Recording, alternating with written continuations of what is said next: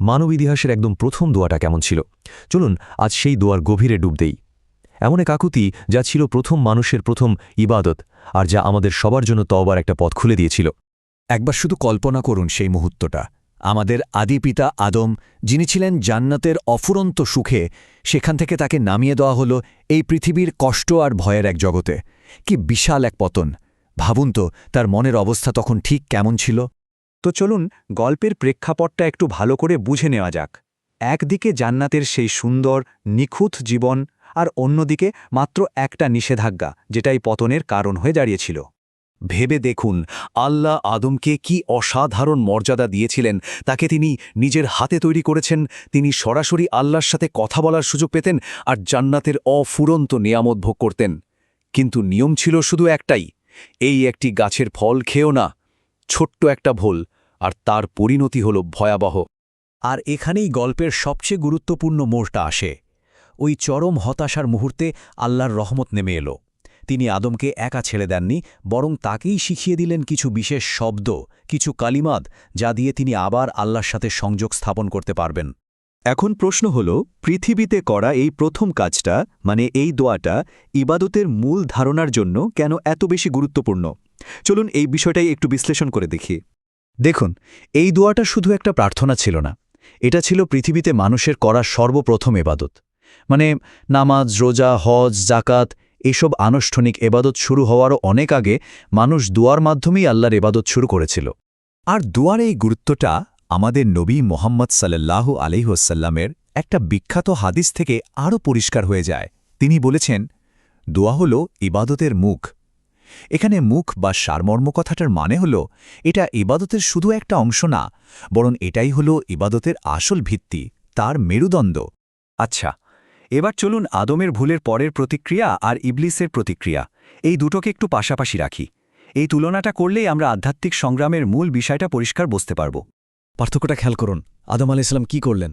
তিনি নিজের ভুলের দায়িত্ব নিলেন। আর ইবলিস কি করল? সে উল্টো আল্লাহকেই দোষারোপ করল। একজন ক্ষমার জন্য দোয়া করছেন, আর একজন অহংকারের কারণে দোয়াই করতে পারল না।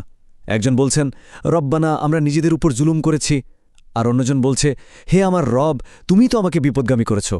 এই যে দুইটা একদম বিপরীত প্রতিক্রিয়া, এটাই কিন্তু বিশ্বাস আর অবিশ্বাসের মধ্যে মূল পার্থক্যটা তৈরি করে দেয়। একদিকে আছে বিনয় আর আত্মসমর্পণের পথ, মানে ইসলাম, আর ঠিক তার উল্টো দিকে আছে অহংকার বা কিবর, যা মানুষকে সত্য থেকে যোজন যোজন দূরে ঠেলে দেয়। চলুন এবার আল্লাহ আদমকে যে সংনির্দিষ্ট শব্দগুলো শিখিয়েছিলেন সেগুলোকে একটু ভেঙে ভেঙে দেখি। তাহলে আমরা বুঝতে পারব যে কেনই দোয়াটা এত শক্তিশালী, এত হৃদয়গ্রাহী।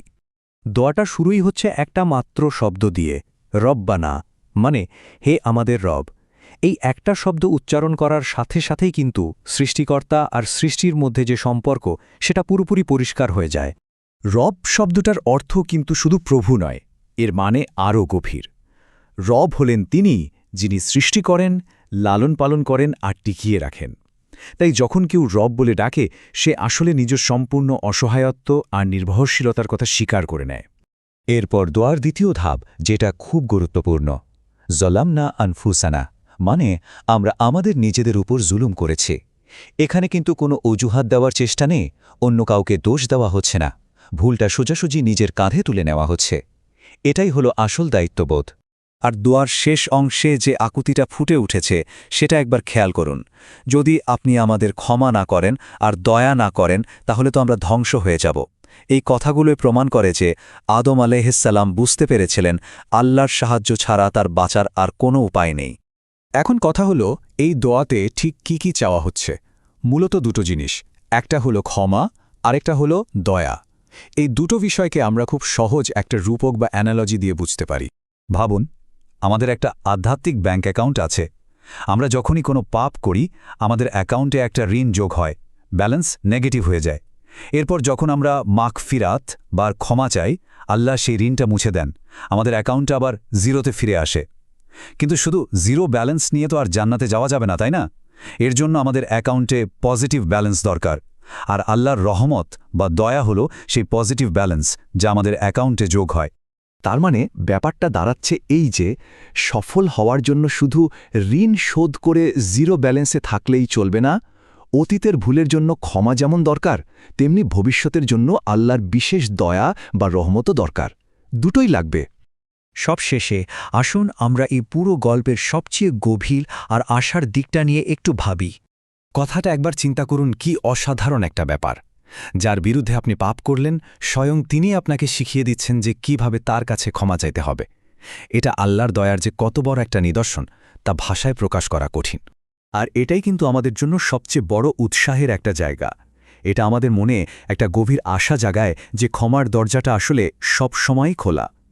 আর সেই দরজা খোলার চাবিটা স্বয়ং তিনিই আমাদের হাতে তুলে দিয়েছেন, যার হুকুম আমরা অমান্য করেছিলাম। আজকের আলোচনাটা আমরা এই একটা প্রশ্ন দিয়ে শেষ করতে চাই। ক্ষমার পথটা যদি স্বয়ং আল্লাহর পক্ষ থেকেই একটা উপহার হয়, তাহলে আল্লাহর দয়া আর করুণার যে বিশালতা, সে সম্পর্কে এটা আমাদের কি শেখায়?